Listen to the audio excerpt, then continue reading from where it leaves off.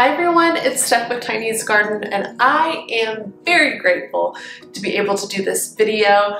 I actually taped the video I posted about my dog Diesel passing away and some of the hardships we've been going through, so I wasn't sure I could get a video up anytime soon, and lo and behold, my seed starting mix came in the mail today. Thank you, God. So I get to start my seeds. My sun went down easily. Things are just turning around here in 2022. So I am going to start some shade seeds today. That's right, I'm not starting Lisianthus first this year. I am starting some shade plants, specifically part shade, begonias and pansies. One of the most important things you want to do when starting seeds is find your average last frost date. You can easily Google that. You'll want to count back from that date so you know when to start your seeds. For example, begonias, you want to start 14 to 16 weeks before your average last frost date. That means my average last frost date of April 30th, I'm going to count back and start them the week of the 16th week out. So I keep a calendar. You can see here, I've marked in my calendar when my average last frost date is, and then I write on the side of each week where I'm at. So here you can see this is the 16th week, and sure enough, today is the 6th. I'm going to start my begonias and my pansies because that's when they should be started. Begonias again are 14 to 16 weeks before your average last frost date. Yes, that's 4 months. And pansies are about 12 to 14. So I'm okay with starting them a tad bit early because they're cold hardy plants. So pansies can withstand some frost. So if I do put them out a little early and it's a little frosted, they should be okay. So let's get into actually putting these into seed trays. Come over here and take a look at what supplies I'll be using. Down here we have my seed starting mix. It's super important to use seed starting mix when starting seeds because potting soil will be too heavy for seedlings to push up through. A mixing bowl to mix my seed starting mix in, water to mix that seed starting mix with, my calendar to make sure I'm putting down what I've started, pre-made ID tags with each name of the varieties I'm starting, a garden marker to write those so that it doesn't wear off over time, some notes that I want to remember when I am planting these, my favorite water mister, scissors to open the seed starting mix, and of course my seed trays. So I'm gonna mix my seed starting mix with some water first and see how messy we can get.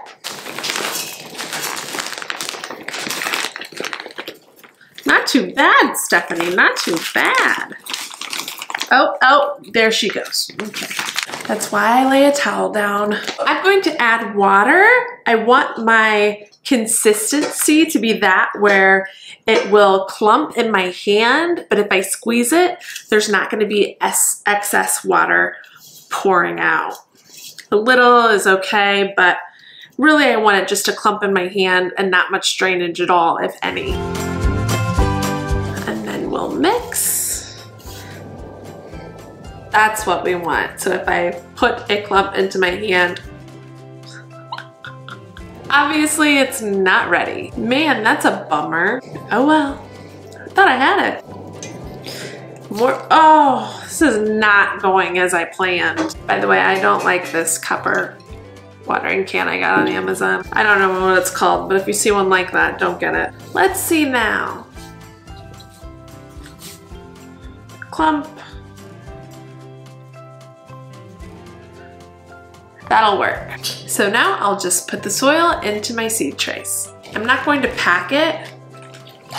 I'm just going to fill over the top first, and then I can shuffle my tray so that the soil will sit down into each of those seed cells.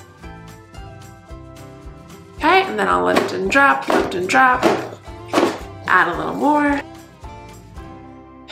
Let me wash my hands. So begonias I'm going to place just right on top of the soil. They don't want to be covered. They need light to germinate. They germinate at 80 degrees and they take about 14 to 60 days to germinate.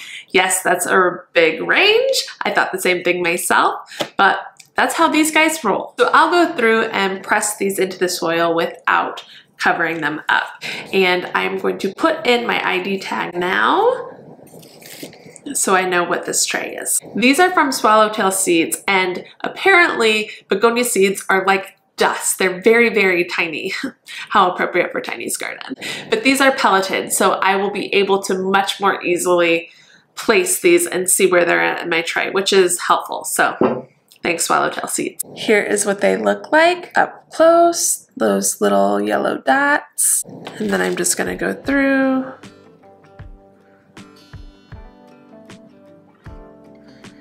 And I'm gonna do 3 in each cell to ensure I get at least 1 to germinate.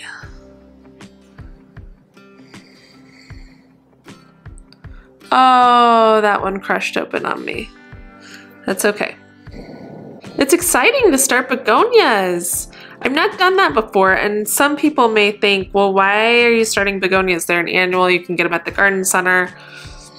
They're not super expensive. Well, because I'm tired of not having a lot of colorful, vibrant shade plants to choose from. And at the garden center, to be honest, I usually just don't find that many options that wow me for shade. So that's why I'm using these. I found, oh, that one broke on me too, on Swallowtail seeds, and growing my own. On top, Sunset Shade, same thing, pelleted in a little container. Here we go. Oh, there's already a fungus gnat. Get out of here. Get out of here. Get. You can't stay here. Get. There are little yellow sticky things you can put on seed trays for fungus gnats if you do develop them. So I'm definitely going to be ordering some right now. And then the last one, on top Fandango, to finish out the seed tray. Some people do use a toothpick or something to pick these up as well. I'm using my fingertip. This seems to work okay, but I understand why they do that. You have a little more control. Okay, so I'm gonna start my Colossus Blotch mix where I finished off with the begonias. Where'd my pansies go? Let's see what these guys look like. Also small, but not pelleted. So I'll be doing the same thing, putting about 3 in each cell. Pansies do need darkness to germinate, so I will be pushing these down into the soil, just barely, but definitely covered because they need that darkness to actually turn into a seedling. And these will take 14 to 21 days to germinate. Also, pansies want to grow at 68 degrees. So honestly, it's not ideal that I put these in the same as the begonias, but this batch, to use the soil, I am. The other ones I will put in a different place off of the heat mat because I'll use a heat mat under this tray to keep it at 80 degrees. The other ones I'll keep downstairs in the basement, which is more around 68 degrees naturally, so that they can germinate at their ideal conditions. I just don't want to waste a seed cell tray. They all need to be watered in, which means I'll take my handy dandy sprayer. Oh, it feels good to use you again, my friend. And mist the seeds down in there. Now, if you see the yellow coating come off of those pelleted seeds, that's completely normal. Also, because I have a wicking mat, which means that I'll put water in this bottom reservoir, and then if these get dry at all, this wicking mat wicks up that water and helps keep these moist. So it's kind of like an insurance policy. Really, really nice. And this is moist as well. If it wasn't, I would spray this right now. After that, all we do is put the Humidity Dome on, and I'll put them under the grow lights. First seeds of 2022 in action.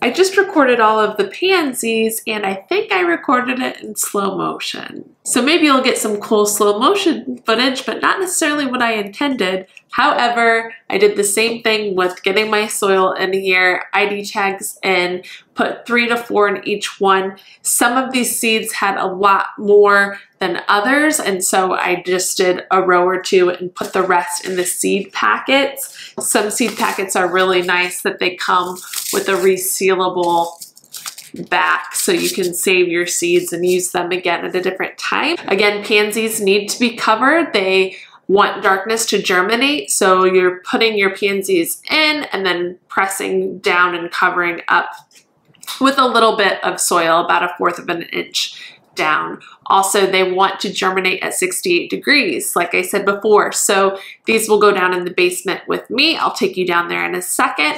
And because they don't need light, you don't have to put them under the grow light right away. You can put them on a shelf.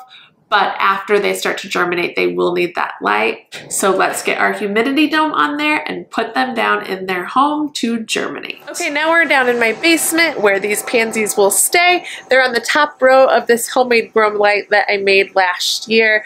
When they germinate, I will take the humidity dome off and simply move them down onto the second level. And again, here are those begonias tucked in with a heating mat, which is set at 80 degrees. We're warming up here toward that 80-degree mark so that they have a better chance of germination.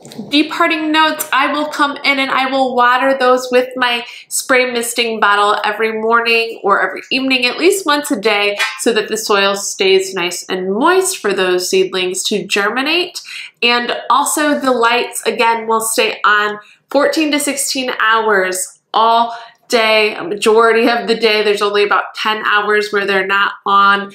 That's important. Once they have their first true leaves on them, that's when I will come in about once a week or once every other week with fertilizer and fertilize them as well. I used fertilizing last year and had really strong, successful seedlings. So I believe in that. I know some people don't use it and have great results too. So if you want to skip that step, you can, but I found it really helpful. Otherwise, that's it. We are started with seed starting in 2022. Please comment below and let me know what you've started. Like this video if it was helpful at all, or if you feel me on the shade game. Woo woo! If you haven't subscribed to my channel, I'd love to have you here to discuss all things garden. We'll see you in the next one. Thanks for watching and happy planting. Bye!